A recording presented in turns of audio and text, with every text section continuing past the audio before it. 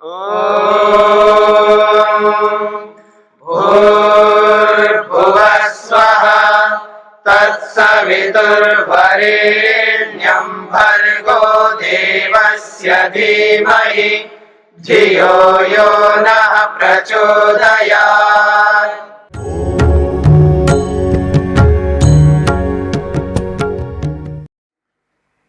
ठीक है, मान लिया 5 वृत्तियों को रोक लेने से ध्यान की सिद्धि होती है। प्रश्न तो ये आ रहा है, अब वृत्तियां रुके कैसे? वृत्तियां कैसे रुके? वृत्तियों को रोकने से ध्यान हो जाता है, अच्छी बात है, पर वृत्तियां कैसे रुके?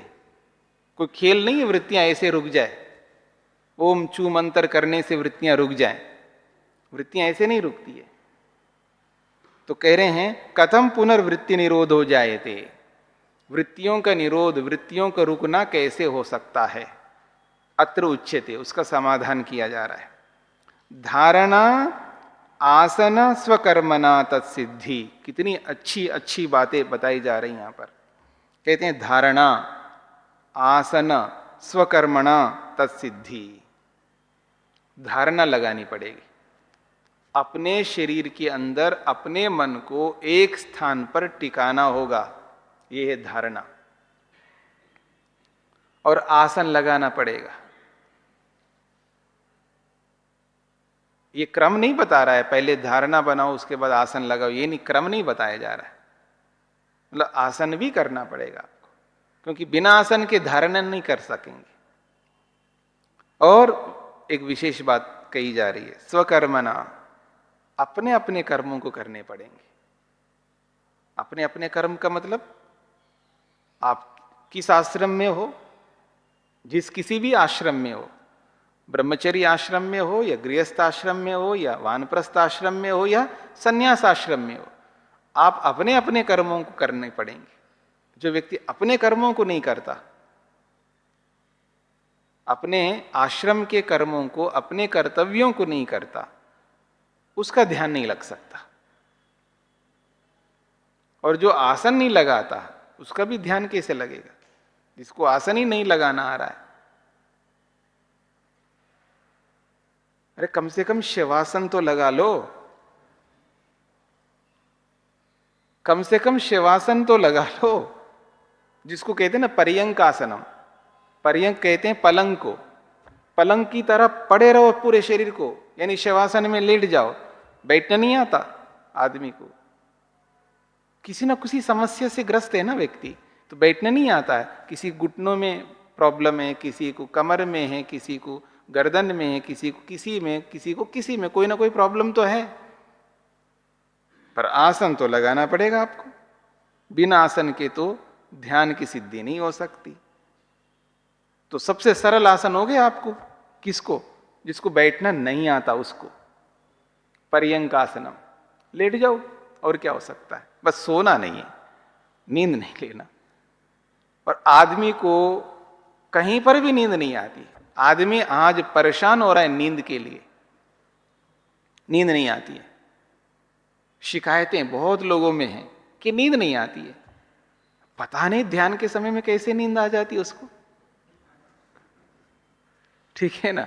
वैसे नींद नहीं आ रही है उसको, लेकिन ध्यान के समय में नींद आ रही है उसको, ठीक है ना? तो सोना नहीं है, निद्रा नहीं लेनी है, लेट जाओ, पर आसन लगाना पड़ेगा। लेटने का मतलब स्थिर सुखम आसनम, आगे कहेंगे। भले लेटे हो, हिलना नहीं, डुलना नहीं, खुजलना नहीं, खांसना नहीं, गिटकना नहीं, स्थिर होकर के लेटे रहना। और सोना नहीं, निद्रा नहीं लेना है, जागरूक रहना है, तो ध्यान लग सकता है। ध्यान लगाने के लिए आपको स्थिर तो करना पड़ेगा अपने आप को, आसन तो लगाना पड़ेगा। तो ये कहना चाह रहे हैं, एक तो धारणा लगाना है, आसन लगाना है, और अपने अपने आश्रम के कर्तव्यों का पालन करना है, तब तत्सिद्धि, उस ध्यान की सिद्धि होती है। सूत्रार्थ लिखिएगा।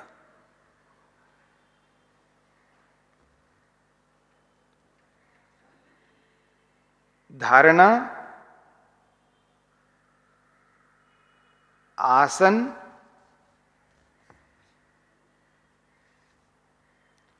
धारणा, आसन और अपने अपने आश्रमों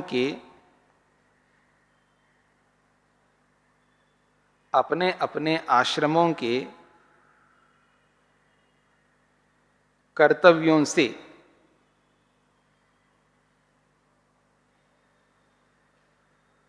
वृत्तियों का निरोध होता है।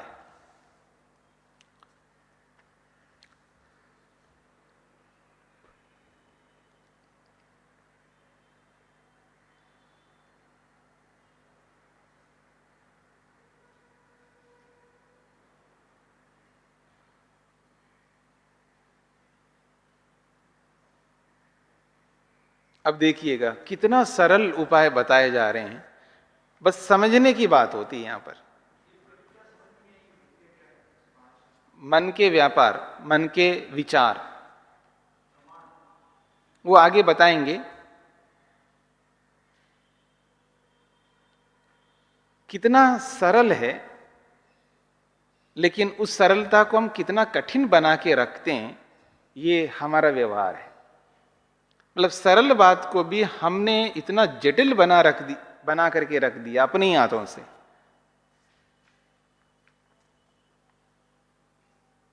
दान देना है, ठीक है, दान तो देना ही है, बच नहीं सकता आदमी। कितना देना है? इतना देना है, उतना दे दिया, कितना सुकून मिलता है आदमी को। मेरी बात समझ रहे ना? मतलब आपके ढंग से नहीं, एक पैमाना है ना भाई, 10% देना है, प्रतिशत की बात कर रहा हूं मैं। मेरी बात समझ रहे हैं? भाई 10% आपको दान देना, और जब जो आदमी 10% देता है ना, कितना सुकून मिलता है उसको, बड़ी शांति मिलती, तृप्ति मिलती है। नहीं तो खटकता रहता है, खटकता रहता है, खटकता रहता है। पत्नी है, प्रेम से बात कर रहे हैं उसके साथ में, कितना सुकून मिलता है। पति है, प्रेम से बात कर रहे हैं, बच्चों से कर्तव्य का पूरा पालन कर रहा है आदमी, जो भी उसका कर्तव्य है। पति अपना कर्तव्य का पालन कर रहा है, पत्नी अपनी कर्तव्य का पालन कर रही है, अध्यापक अपने कर्तव्य का पालन कर रहा है, विद्यार्थी अपने कर्तव्य का पालन, हर आदमी अपने अपने कर्तव्य का पालन करना है। जब नहीं है वहीं वृत्ति बनेगी, याद रखना। जहां कर्तव्य का पालन नहीं होता ना, वहीं वृत्ति बनती है। पता नहीं वो क्या सोचेगा, ऐसे तो नहीं सोचेगा। क्यों बात मन में आ रही है? क्योंकि कर्तव्य का पालन नहीं किया। मेरी बात समझ में आ रही है ना? अरे वो आया था अपने घर में, पानी भी नहीं पूछा उससे, हमने उससे पानी भी नहीं पूछा, कम से कम ऑफर भी नहीं किया पानी लीजिएगा। वो नहीं पीता, वो अलग बात है, ठीक है ना। जो हमारा अपना कर्तव्य, एक उदाहरण दे रहा हूं मैं, चाहे वो पानी हो, नाश्ता हो, भोजन हो, चाहे बैठना हो, चाहे खड़ा होना हो, चाहे खिलाना हो या चाहे सुलाना हो, जो भी अपने कर्तव्य है, जब हम अपने अपने कर्तव्यों का पालन करते हैं, वहां सुकून मिलता है आदमी को, बड़ा आनंद, शांति मिलती है, तृप्ति मिलता है व्यक्ति को। तब मन विचलित नहीं रहता, मन में विचार नहीं आते। विचार आ क्यों रहे हैं? विचार इसलिए आ रहे हैं, हम अपने अपने कर्तव्यों का पालन नहीं कर पा रहे हैं। और जितने अंश में नहीं कर पाते, उतने अंश के विचार उत्पन्न होते रहेंगे मन में। और जितने अंश में हम पालन करते ना, बड़ा सुकून मिलता है, उसमें कोई वृत्ति उत्पन्न नहीं होती है, वहां कोई खलबली नहीं मचती है मन में। अरे इसको क्या खिलाया आदमी ने, इसके बस की से, मतलब इसका बस की बात नहीं थी, लेकिन फिर भी बढ़ चढ़ करके खिला। जब वो खिला करके बैठता है ना, बड़ा सुकून मिलता है उसको, शांति मिलती है, आनंद में रहता है। 2 आदमी को खिला सकता है, 10 आदमी को खिला दिया मान लिए, बड़ा आनंद आएगा। 10 आदमी को खिला सकता है, 2 ही आदमी को खिलाया, अब देखना उसका मन कैसा रहता है। देखो उसने खिलाया, उसने खिलाया, उसने खिलाया, उसने खिलाया, सबने खिलाया 10 आदमी को, और मेरे पास भी सामर्थ्य था 10 आदमी को खिलाने का, लेकिन मैंने 2 आदमी को खिलाया। फिर देखना उसके मन में कैसे कैसे विचार आते हैं। मेरी बात समझ में आ रहा है? तो कह रहे हैं स्वकर्मणा तत्सिद्धि। जो व्यक्ति अपने अपने कर्मों को पालन करने लगता है, तो सिद्धि तो मिलना ही है। मिल क्यों नहीं रही सिद्धि? यही कारण है। चलिए आगे। अच्छा, और एक बात, निरोधश्छर्दी विधारणाभ्याम, निरोधश्छर्दी विधारणाभ्याम, वृत्तियां और कैसे रुक सकती हैं उसके उपाय बताए जा रहे हैं। वृत्तियों को रोकने का उपाय। परेशान नहीं होना। वृत्ति शब्द का मतलब है विचार। जो मन के अंदर बहुत सारे विचार आते हैं उन सबको शास्त्र की भाषा में वृत्ति कहते हैं। दुनिया भर के विचार आते रहते हैं जिसको आप कहते हैं चिंताएं। तो वो जो चिंताएं, वो जो वृत्तियां, उनको कैसे रोक सकते हैं? एक दूसरा उपाय बताया। कह रहे निरोध छर्दी विधारणाभ्याम। निरोधो धारणार्थ। सूत्र में जो निरोध शब्द है वो धारण अर्थ को कहने के लिए आता है। धारण करना, धारण शब्द को कहने के लिए निरोध शब्द का प्रयोग किया है। तो मनसो निरोध देशबंधो धारण रूपः। तो मनसो निरोधा, मन का निरोध करना, यानी मन को धारण करके रखना, रोके रखना। कहां? देशबंधा, अपने शरीर के एक स्थान पर। अपने शरीर के एक स्थान पर मन को रोके रखना होता है। और जब तक उस मन को रोके नहीं रखेंगे तो विचार नहीं रुक सकते। मेरी ओर देखिएगा, जब हम ध्यान करने के लिए बैठते हैं, बात को समझ लेना, जब ध्यान करने के लिए बैठते हैं हम लोग धारणा नहीं बना पाते। कई बार अच्छी तरह समझने का प्रयत्न करना। बहुत सारी समस्या जो है विधि को न समझने के कारण से भी आती हैं। विधि को न समझने के कारण से बहुत सारी समस्याएं भी आती है। आदमी बैठ करके भगवान का भजन करना स्टार्ट कर देता है, बैठ करके ध्यान करना स्टार्ट कर देता है। बहुत कुछ करना पड़ता है ध्यान करने के लिए, इतना आसान नहीं है यूं बैठ के और ध्यान हो जाए। हाँ, उसके लिए आसान है जो बहुत बड़े योगाभ्यासी है, शास्त्र पढ़ लिया, विधि को पढ़ लिया, विधि को अपनाया है, वर्षों से उस विधि का अभ्यास कर रहा है और उसको उस विषय में कुशलता प्राप्त हो गई, वो बैठ करके एकदम ध्यान प्रारंभ कर लेता है। लेकिन नया आदमी जो होता है उसको बहुत कुछ करना पड़ता है ध्यान करने के लिए। यूं बैठ करके ध्यान तुरंत प्रारंभ नहीं हो सकता, न कर पाएगा। तो इसलिए कह रहे हैं धारणा पहले बना लो। ध्यान करने से पहले धारणा बना लो। धारणा बनाने का मतलब क्या है? वो कहा जा रहा है अपने मन को अपने शरीर के एक स्थान पर पहले टिका दो, उसको बांधे रखो वहां पर, और एक टक उसको बांधे ही रखो। देखते रहो, हाँ मेरे मन यहीं पर टिका हुआ है। चाहे आप मस्तक में टिकाओ या भ्रिकुटी में टिकाओ, या नासिका के अग्रभाग में टिकाओ या आंखों में टिकाओ, या कंठ में, या जीवा के अग्रभाग में, या हृदय में, या नाभि में, कहीं पर भी शरीर के एक जगह पर पहले मन को टिकाओ और उसको बांधे रखो वहां पर। बांधे ही रखो, बांधे ही रखो, बस एक टक उसको देखते रहो, हाँ मेरा मन यही है, यही है, यही है। धारणा को सिद्ध कर लो। अगर धारणा नहीं बनाई तो ध्यान नहीं कर पाते हम लोग। तो कहना चाह रहे हैं यहां पर मनसो निरोधा देशबंध धारणा रूपः। मन को रोकना है। कैसे? देशबंधा, किसी एक देश में, शरीर के किसी एक स्थान में बंधा, बांध के रखना, यही धारणा रूप है। इसी को धारणा कहते हैं। फिर क्या करो? प्राणस्य छर्दनेन वेगाद बहि निस्सारणेन स्तंभनेन च संपद्यते। तो प्राणस्य, अपने प्राण को, ये जो श्वास प्रश्वास चल रहा है हमारे नथुनों के माध्यम से, दोनों नथुनों के माध्यम से श्वास प्रश्वास निरंतर चल रहा है, इसको छर्दन करके, छर्दन का मतलब बाहर निकालना। छर्दन का मतलब है बाहर निकालना, और वेग से बाहर निकाल करके बाहरी रोक दो। हमारे लंग्स में, हमारे फेफड़ों में प्राण रहता है और निरंतर श्वास प्रश्वास चल रहा है। मेरी बात को समझना। एक तो प्राण अंदर गया हुआ है, वो तो प्राण अंदर रहता है। समझ रहे मेरी बात को? ये जो पहले से प्राण गया हुआ है लंग्स में, फेफड़ों में, वो प्राण अंदर है और एक निरंतर यहां चल रहा है नथुनों में। निरंतर भी चल रहा है और अंदर भी जा रहा है और बाहर भी निकल रहा है। मेरी बात को समझ लेना, अंदर भी प्राण जा रहा है और बाहर भी निकल रहा है और निरंतर चल रहा है। तो कुछ प्राण अंदर जाके अपना काम कर रहा है और कुछ प्राण अंदर से बाहर निकलने का काम कर रहा है। तो निरंतर श्वास प्रश्वास चल रहा है हमारा। तो छर्दन करके, यानी उसको वेग से बाहर निकाल करके बाहर रोक दो प्राण को, अथवा बाहर से अंदर लेकर के अंदर रोक दो। यह विधारण का अर्थ, यहां विधारण शब्द का प्रयोग किया है। विधारण का मतलब है बाहर से अंदर लेकर के अंदर रोक दो, और छर्दन का मतलब है अंदर के प्राण को बाहर निकाल के बाहर रोक दो। तो क्या होगा? वृत्तियां रुक जाएंगी। मेरी बात समझ में आ रही है? हाँ, हमको सोना नहीं है, हाँ याद रखना, नींद नहीं लेनी है। समझ में आ रहा है? क्या कर रहे हैं हम लोग? ध्यान को समझ रहे हैं, वृत्तियों को रोकने की बात हो रही है। जहां वृत्ति को रोकने की बात हो रही है वहां निद्रा वृत्ति को लाओ तो मुश्किल हो जाएगा ना।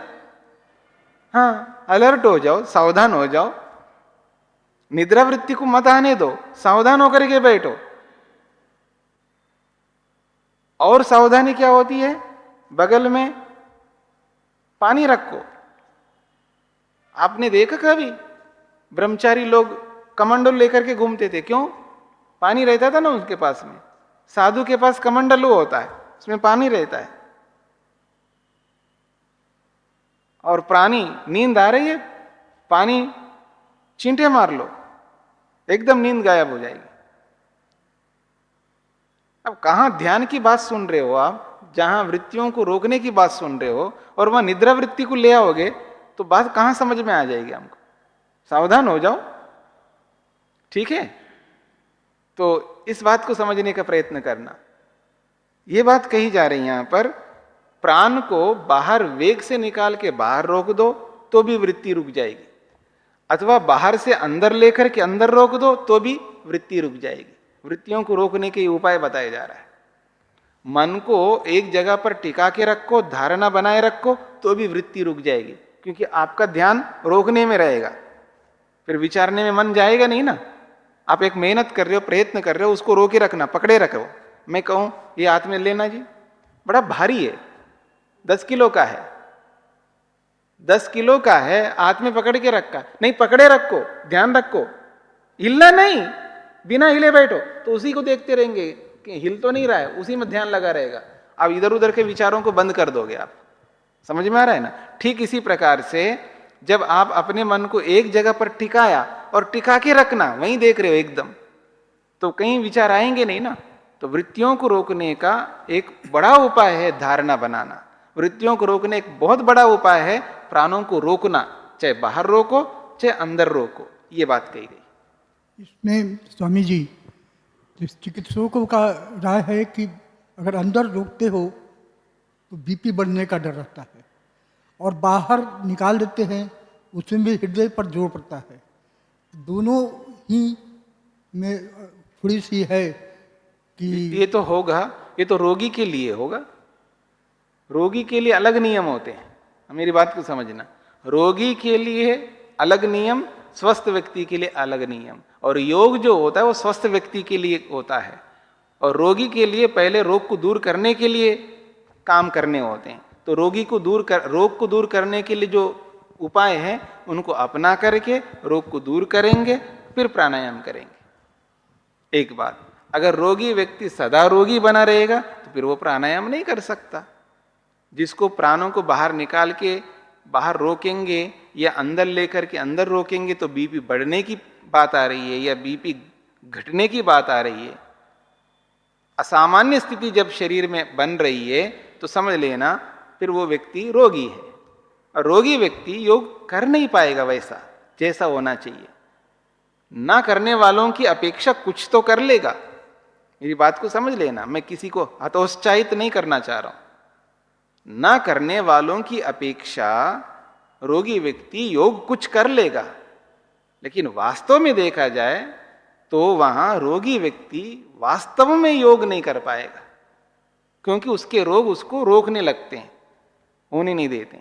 इसलिए नियम ये है कि पहले रोग को दूर करने के उपायों को अपनाओ, उन उपायों को अपना करके उन रोगों को दूर कर लो, और ये हमारे हाथ में है, कर सकते हैं। और दूर कर लिया फिर योग प्रारंभ करो। विशेष योग, सामान्य योग तो सभी कर सकते हैं, हाँ याद रखना। अब रोगी हो तो सत्य तो बोल ही सकते हो, भाई हृदय रोग है कोई बात नहीं, लेकिन योग तो तब भी कर सकते हो। यहां योग नहीं कर सकता रोगी का मतलब समझ लेना, कभी भ्रांति उत्पन्न मत करना कि बाबा जी ने बोल दिया कि रोगी व्यक्ति योग नहीं कर सकते इसलिए मैं सत्य नहीं बोल सकता, हाँ मैं चोरी त्याग नहीं कर सकता, मैं अहिंसा का पालन नहीं कर सकता, मैं नियमों का पालन नहीं कर सकता क्योंकि मैं रोगी हूं। फिर तो स्वतंत्रता मिल गई उसको। मेरा ये तात्पर्य नहीं है। विशेष योग नहीं कर सकता, सामान्य योग तो कर ही सकता है ना। अहिंसा का पालन करना, सत्य का पालन करना, अस्तेय का पालन करना, ब्रह्मचर्य का पालन करना, अपरिग्रह का पालन करना, शुद्ध रखना अपने आप को, शौच का पालन करना, संतोष करना, तप करना, योग्यता के अनुसार स्वाध्याय करना, ईश्वर प्रणिधान करना, ये सब काम कर ही सकता है।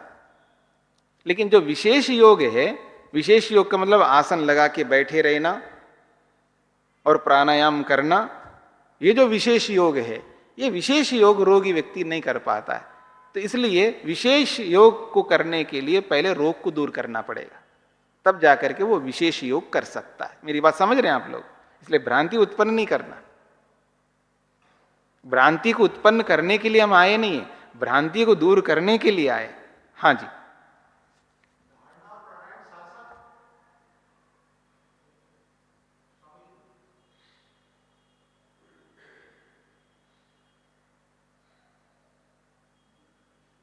स्वामी जी, धारणा और प्राणायाम साथ साथ?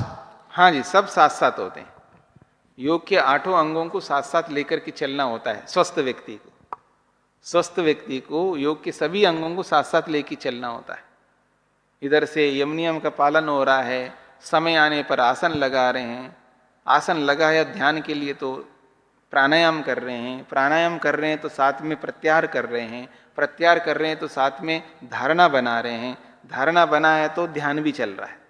तो योग के 7 अंग साथ साथ चलते रहते हैं, आगे पीछे करके 7 अंग साथ साथ चलते रहते हैं। प्राणायाम कर रहे हैं तो प्रत्याहार में तो हमने अपनी इंद्रियों से परे कर लिया मन को जी। तो जब हमने इंद्रियों से परे कर लिया मन को, उस समय कैसे हम प्राणायाम कर सकते हैं? प्राणायाम करने में तो हम कुछ क्रिया करते हैं, हम श्वासों को रोकते हैं या उसको, तो प्राणायाम तो एक क्रिया है, जबकि प्रत्याहार में हमने मनों को इंद्रियों से परे कर लिया। तो कर दिया ना, तो फिर प्राणायाम कैसे करेंगे? क्यों नहीं कर सकते? करके देखो ना। आपने विषयों से मन को, इंद्रियों को विषयों से हटा दिया, तो प्राणायाम तो बेहतर कर सकते। कैसे नहीं? सामान्य रूप से नहीं, विशेष रूप से कर सकते। इंद्रियों को विषयों से ही तो आपने हटाया है ना। और एक बात, विषयों में मन जा रहा हो, विषयों की ओर मन झुक रहा हो, तो प्राणायाम से भी ढंग से नहीं कर सकते। उदाहरण बताता हूं मैं, आपको समझ में आएगा, वैसे नहीं समझ में आएगा। यहां बैठ करके मैं प्राणायाम करवा रहा हूं या आप प्राणायाम कर रहे हैं, बाहर हो रहा है, हाँ मतलब कुछ बैंड बारात आ रहा है, सब निकल रहे हैं, लोग आ रहे हैं जा रहे हैं, कुछ विशेष लोग आ रहे हैं, चहल पहल हो रहा है और आपका समय ध्यान का है, हाँ प्राणायाम का आप कर रहे हो, हाँ बार बार आपकी इंद्रियां उधर जा रही हैं। मेरी बात समझ रहे हैं आप? आपकी इंद्रियां जा रही है, सब देख रहे हैं उधर, बड़े बड़े लोग भी जाने लग रहे हैं उधर, और आप प्राणायाम में लगे हुए हैं, आपकी इंद्रियां भी उधर जाने लग रही है। तो सबको रोकना पड़ेगा आपको। जब उसको रोकोगे तो आप प्राणायाम कर पाओगे, नहीं रोकोगे तो नहीं कर पाओगे। प्राणायाम ढंग से हो ही नहीं सकता। ठीक है ना? तो सब साथ साथ ही चलते हैं।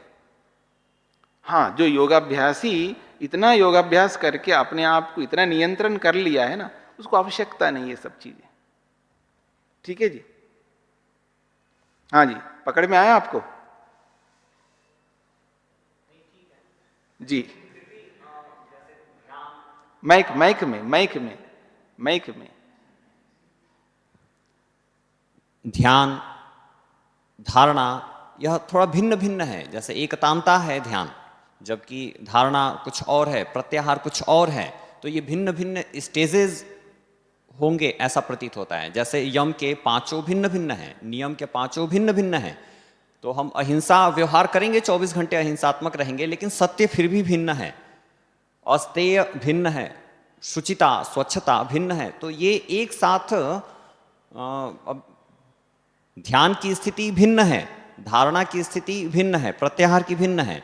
तो यह सारे एक साथ ठीक है। यह भी एक है कि जब हम समाधि में हैं तो हम नीचे की भी स्थितियां हुई ही हैं, हम अहिंसा से परे थे, हम सत्य को हमने फॉलो किया था। तो क्या आप एक साथ के मतलब एक ही क्षण में सब एक साथ में हो रहे हैं, ऐसे समझ रहे हैं? यहाँ एक सूत्र में एक साथ देने से संबंधित था कि इसको जैसे कर्म को इससे भिन्न रख सकते थे, लेकिन जैसे आखिर यम को भिन्न रखा, नियम को भिन्न रखा, आसन को भिन्न रखा, वैसे इसमें भी संभवतः कुछ और उद्देश्य होगा ऋषि का, जो अभी हमें विचार करना होगा। कर लीजिएगा, उसमें कोई आपत्ति नहीं है। भिन्न है जो आप कहना चाह रहे हैं, हमें कोई आपत्ति नहीं है, यानी मेरे कोई समस्या नहीं कि उनको भिन्न मानने में, भिन्न ही है।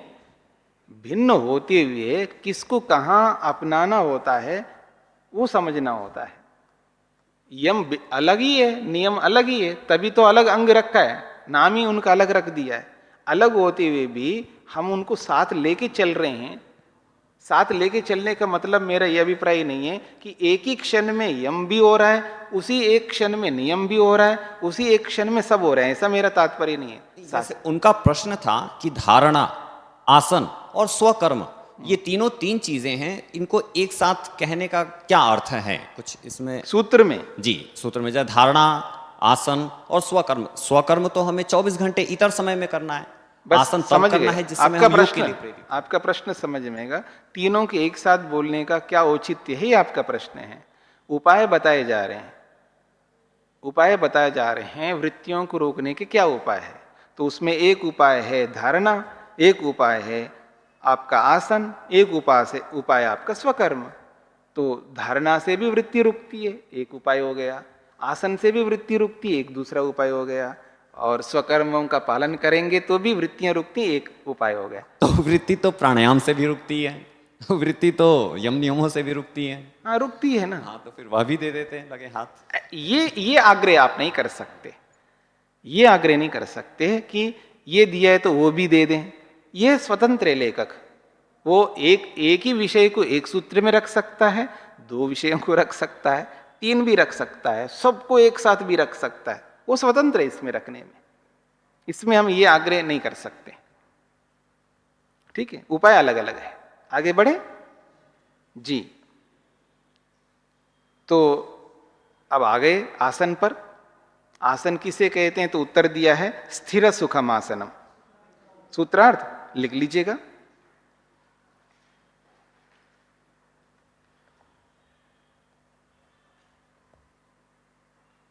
जब प्राणों को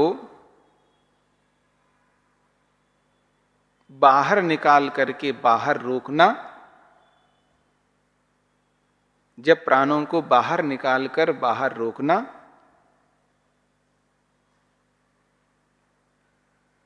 और बाहर से अंदर लेकर अंदर रोकना,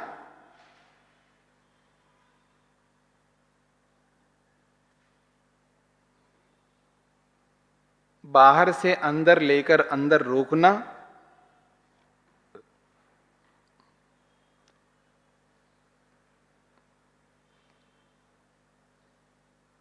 कर लिया जाता है,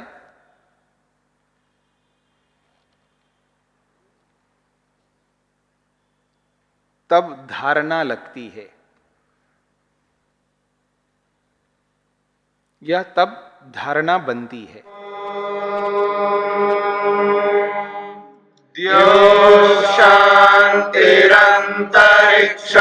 शान्तिर्पृथिवी शान्तिरापः शान्तिरोषधयः शान्तिः वनस्पतयः शान्तिर्विश्वे देवाः शान्तिर्ब्रह्म शान्ति सर्वं शान्ति शान्तिरेव शान्ति क्षमा शान्तिरेधि। ॐ शांति शांति।